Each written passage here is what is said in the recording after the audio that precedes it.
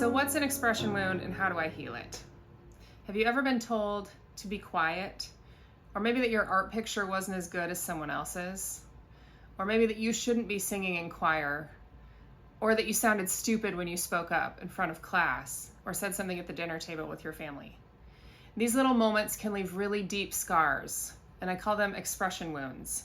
These are the moments where you learn maybe your voice doesn't matter, or maybe you think you're not very good at drawing, even though you really loved that picture that you made.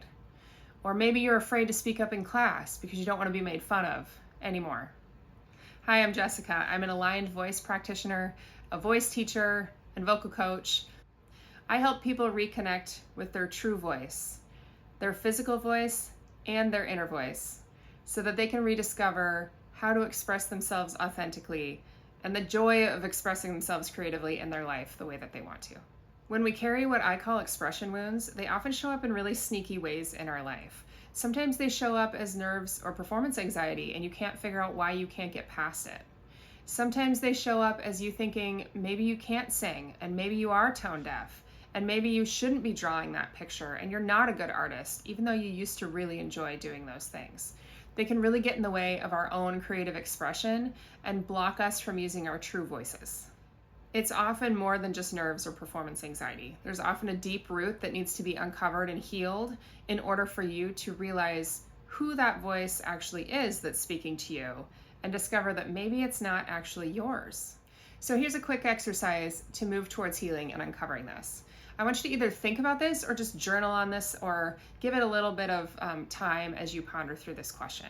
But the question is, when I want to express myself in my life and that fear or that tension or that anxiety and that inner voice that loudly shouts at you, you can't do this, you're not very good at this, you shouldn't be doing this, shows up, where did that voice actually come from? Is it your voice? Or is it a voice that you heard in your past at one point in time that you internalized and it continues to run and get in the way every time you want to express yourself?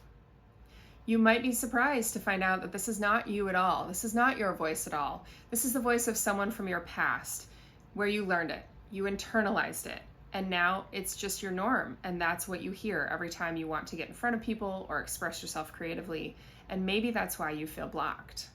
After you have some time with this, I would love to know whose voice it is that you come up with. So drop that in the comments so I can see who in your life gave you the impression that you shouldn't be expressing yourself creatively, or that you shouldn't sing, or that you shouldn't be speaking in front of people, or even just able to stand up for yourself in certain situations and express yourself the way that you really want to.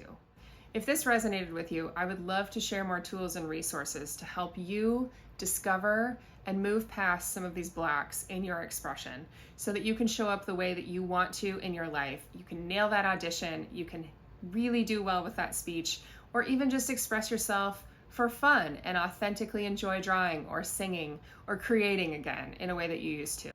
Make sure to hit subscribe and check the link in the description for my free mini course on rediscovering your authentic voice. It's a perfect first step in a very easy way to begin to uncover again who you truly are and what your authentic true voice sounds like so you can show up the way you want to in your life every day.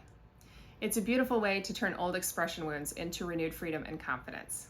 And as always, don't forget, your voice matters.